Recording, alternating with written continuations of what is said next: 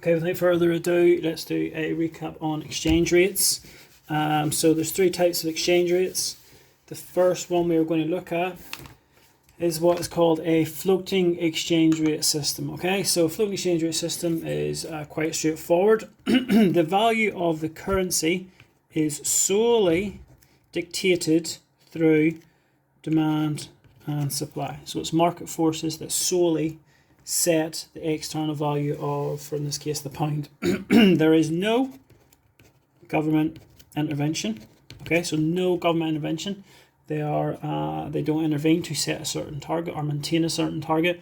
And the final thing is there is no need for reserves. Okay, either of the pound or the anchor, other currency that you're trying to, for example, set your currency against. So that's the floating exchange rate system. That's kind of the key things about it. If we dive into a little bit of a diagram, okay, so first off, we've got axes, pound, quantity and demand and supply to the pound, solely dictated wherever demand and supply meet. Okay, so that will create a exchange rate whereby £1 is equal to 150 euros. So with £1, you can see in the axes, we get 150 euro. That's the external price of the pound. Two things can happen. We can either have, we'll draw it first, a appreciation of the exchange rate, okay, and the appreciation is when the value of the pound goes up. And that can either happen, as you can see, either by the demand for the pound going up, therefore creating a new price of 160 euros. So £1 now gets you 160 euros and a higher quantity. Or in opposite land, what could have happened just to create the same price was the supply of the pound. Okay, if the demand didn't change, could have decreased, and we would have had a 160 appreciation as well. So it's either caused by the demand going up or the supply of the pound going down on the foreign exchange market. Okay, so that is an appreciation of a currency. By the same token, okay, we can have what's called a depreciation. So really quickly, demand supply of the pound. Pen's going a bit funny here, sorry about that. Demand for the pound, supply of the pound. Same thing, we'll start off with 150 euros. There's Q star. Okay, so this time what can happen is called a depreciation. Okay, and that is when the value of the pound goes down. And that can either be a fall in the demand, so it's now equally 145 euros, for example. Or if that demand didn't change, it could have been an increase in the supply of the pound. So just to keep it all, so the supply increased to there, that would have meant that the price fell to 145. Okay, so depreciation is either caused by the demand going down or the supply going up for the currency. And that is the diagrams for a floating exchange rate system, solely demand and supply. Things you need to think about are what factors affect a floating exchange rate system. I've got an acronym for you. It's NIPSI. Okay, so NIPSI, net trade. Okay, if we export more, for example, exports go up, that will increase the demand for the pound and the pound will appreciate. Okay, so that is net trade, and vice versa obviously applies. Big one for exchange rates is the interest rate. Okay, think hot money flows. If the interest rate goes up, that incentivizes hot money flow. So people move their money into the UK where the assumption is the interest rate is higher to take advantage of the higher return, increasing the demand for the pound, causing an appreciation. P, price level. Okay, so if we've got domestic inflation, okay, that will mean our exports are less competitive, so the currency should depreciate. If the price level is lower, that means that we should be we should export more, which should increase the demand for the currency. So price level is something else. Speculation. one of the biggest factors affecting the exchange rate. Think about geopolitical factors.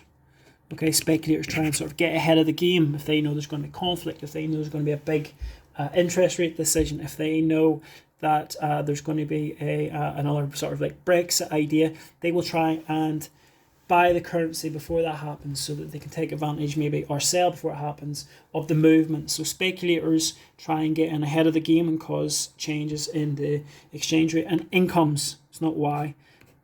Y stands for incomes. So obviously in the UK we've got a marginal propensity to import. Okay, so that means as the economy grows and our incomes rise, we will spend a greater proportion of that additional income on imports. Okay, and if we import more, that will mean there's more pounds in the foreign exchange market because we're buying from abroad. We need all the currencies, increase the supply of the pound in the foreign exchange market, and will cause a depreciation. Okay, and they are all reversible. So they're the key factors that affect a fixed exchange rate system. You need to know that one inside out. Okay, there may be a scenario like we have here. Oh, hang on, scrap that idea. Advantages and disadvantages of a floating exchange rate system. So one advantage of a floating exchange rate system is that it can auto or partially correct a balance of payments, either deficit or surplus. Okay, so if you think about it, if we are in a deficit, okay, deficit is whenever the value of imports is greater than the value of exports. Okay, that means that we're not exporting that much. That means there's going to be low demand for the pound. That means the value of the pound depreciates. That equates to what we call whoopee deck, okay? And them exports then become cheaper, and what should materialize is our exports increase and that deficit is reduced, hopefully back to a balance, okay? So, and that can work with a surplus as well. You just reverse everything.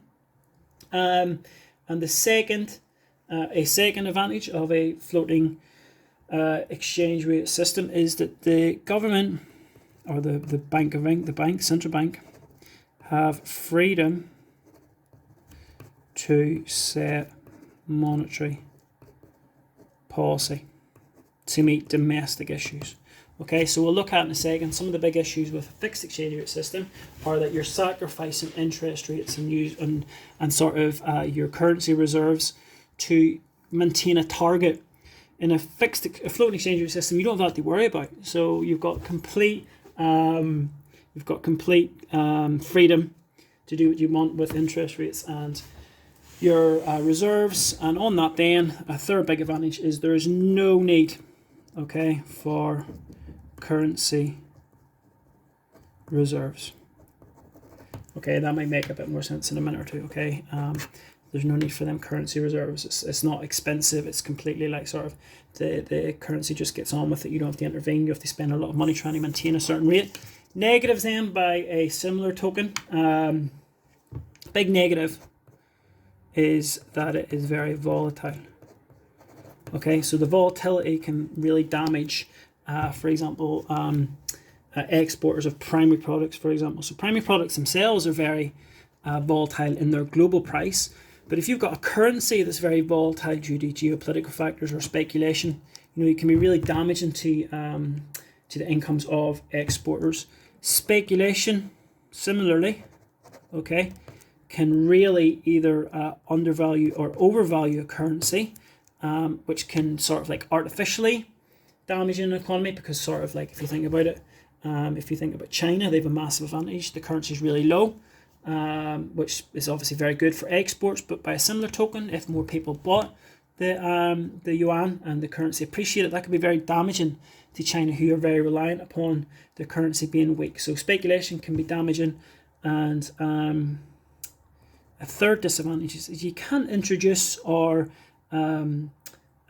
incorporate a competitive, what's called a competitive devaluation. Now obviously a devaluation is something that only can occur in a fixed exchange rate system, but you can't lower your currency to achieve whoopee deck and really get your economy going by exporting more, by having that weak currency. Okay, so there's some of the negatives of a floating exchange rate system. So now then we can jump on, to fixed exchange rate system. So a fixed exchange rate system is basically, some of the key things about it is there is a official target that is set, or a peg for the currency. Okay, so there's an official target or peg rate, and the second big thing is that there has to be intervention needed to maintain the target. Okay, so that is done via reserves of currencies and the use of the domestic interest rate. Okay, so that is a fixed exchange rate system. So how that's done, how they maintain it, let's take a quick look at that. I've got a few props here as well that hopefully might be helpful. Right, so the UK have decided to fix the exchange rate at 150 euros per pound. Okay, so in order to maintain that, what you have to understand is the currency can still obviously change a little bit, right? So if the demand for the pound went up, okay, so there's upward pressure on the pound, so it rises very slightly to say €1.52 per pound. Okay, so we've got Q1, sorry, I meant to say Q star. Okay, so in order to maintain 150, which is the official rate that we're trying to maintain, there's two things. There's two things that can be done. Okay, the first thing that can be done is we could decrease the demand for the pound back again. Okay, and that is done first off by reducing the interest rates. So what we said about earlier on, we were talking about factors that influence an exchange rate. If interest rates are lower, the return on savings in that country is less, so less people will want to put their money in there, or people might move their money out of there and go somewhere else. Okay, if they move there somewhere else, that will increase the supply of the pound in the foreign exchange market, and ultimately just decrease the demand for the currency. Okay, so so first thing we do, reduce the demand again by decreasing interest rates. The second thing we can do, right? Second thing we can do, okay, I'll show you in the diagram and then try to explain it. In order to get the currency back down to this rate here, we could, okay, after the demand is increased, we could increase the supply of the pound in the foreign exchange market, okay, which will create Q2 and 150 again. Okay, so you can see if the demand went out, okay, we're here. We're here, okay?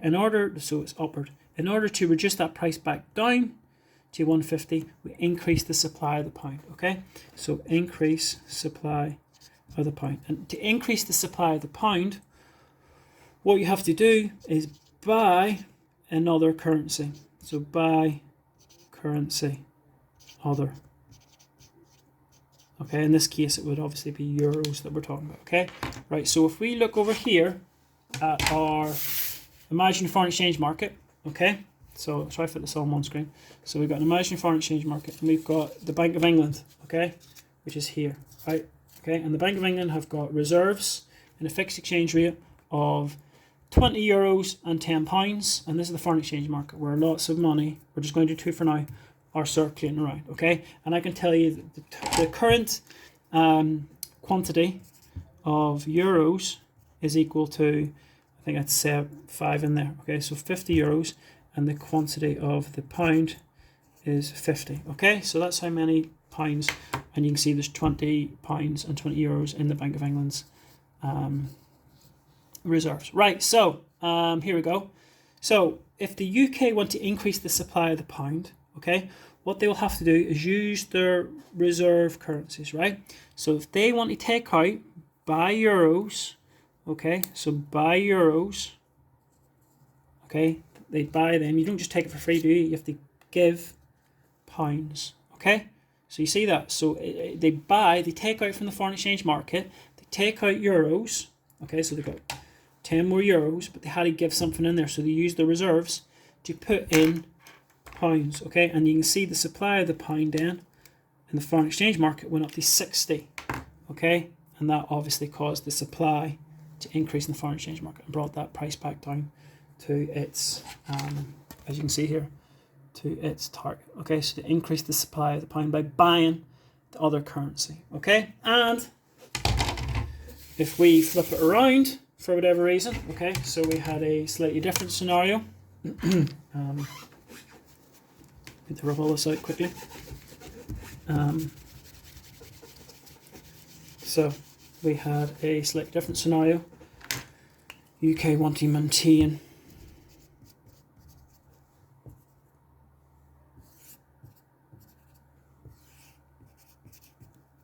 so they want to maintain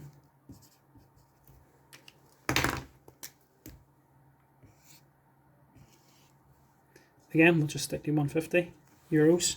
Okay, for whatever reason, okay, there is downward pressure, okay, on the pound, okay, and that causes a slight dip down to 148 euros. So obviously we have to intervene to try and correct this, okay. So hopefully you know the two things. Okay, one is using interest rates, and two is reserves. So let's have a think about what we can do, right? So first off, obviously, to get the demand back up again, we can increase interest rates. Causes hot money flows, causes people to want to move their money into the UK to take advantage of the higher returns. Demand for the pound appreciates, we move back up to the target. Okay, now the second thing, again, a little bit more tricky, is we could try, okay, to get back to the target using the supply of the pound. So we can decrease the quantity on the foreign exchange market, okay? So reserves, we would try and reduce the supply of the pound, okay? So how we do that then, to reduce the supply of the pound, we go back to the Bank of England and the foreign exchange market, okay? So if we are, as we left it, say for example, okay, we want to reduce the supply of the pound. So what the Bank of England will do, they will buy pounds out of the foreign exchange market. Okay, so if they buy, they take out pounds. Okay, take out pounds. So say they take out 20. Okay, 20 pounds. Okay, that obviously means that the foreign exchange would have went from 60. And you can see there's only £4 left in the foreign exchange market. So it's 40.